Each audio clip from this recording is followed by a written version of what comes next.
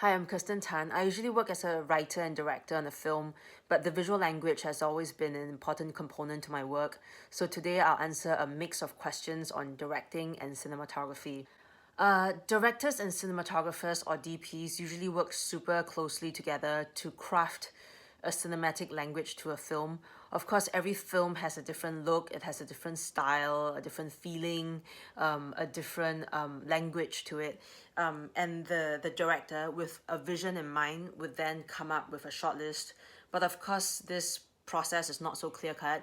Sometimes the DPs themselves could come up with a shortlist, or the process could be a collaboration. But from the shortlist, the DP would then frame up the shots, and from there, the directors could make certain adjustments to it.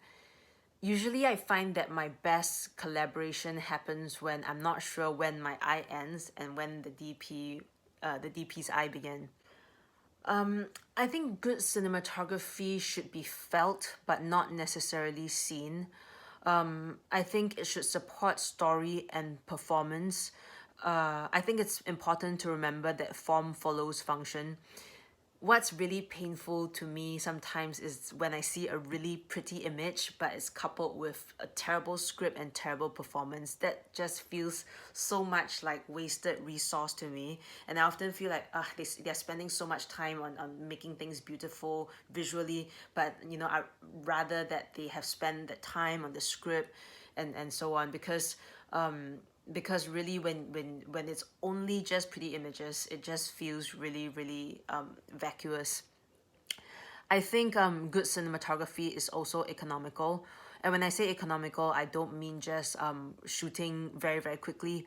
I mean also to have the least amount of equipment to create the most beautiful or the best lighting outcome, for example. I mean, this could just be personal preference, right? But sometimes I know a great DP when I see like someone who just uses maybe just two or three lighting equipment, and he or she is then able to craft a really beautiful scene, versus someone who's just like throwing stuff up mindlessly, where there's a flag, a light here and there, but you don't really see all the effort in the picture itself. I think equipment does not equal skill. I think knowing how to use it, or maybe even when not to use it, is the most important thing. I think there's a difference between having a craft or having craft between versus being just technical. I think you could be the most technical DP in the world, but still just be a mediocre one. I think some inexperienced DPs often get so caught up in being technical that they forget to actually see what's in front of them. I mean, say for example, right, if you're in a room and there's a window there, and it's a bright sunny day, do you necessarily always just gel down the window so that the shot is perfectly exposed, or do you actually look at what's in front of you and realize that maybe the overexposure is actually giving the scene a really like light, airy, and ethereal feeling, and then you just go with that. So I'm not saying that it's unimportant to be technical. I think it's important to be technical, but the technicality of the image and things should not be the very first thing. I think at the end of it, it's quite important to know that image is feeling, and that within the image itself, there is always a certain kind of narrativity you can highlight. Another thing for me is also for cinematographers, actually maybe not just cinematographers, but all filmmakers in general, to know your references. You don't have to know every single film out there, but I think it's at least crucial to know the masters and to study them. Like if you want to create cinema, or if you're attempting to create cinema, I think one should at least respect cinema a little. So sometimes it's a bit tough for me to speak to filmmakers who don't really watch films, and to me I'm like, if you don't watch films, why do you want to make them in the first place?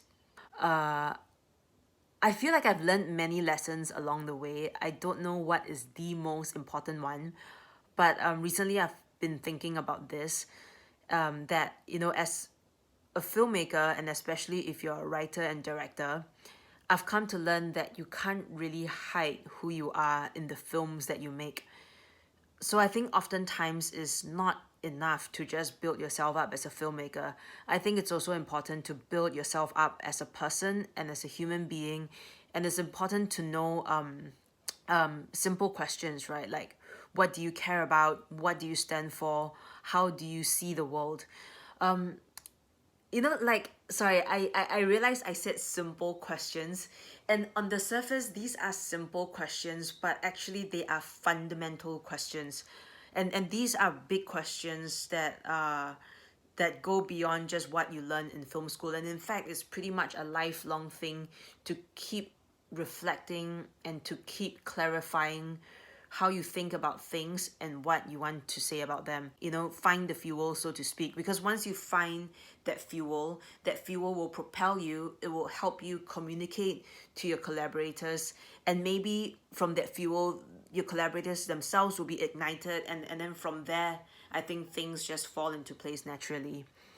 I think if you spoke to me tomorrow, maybe I'll think of another important lesson. Yeah, but yeah, I think so far this is it. Well, thank you.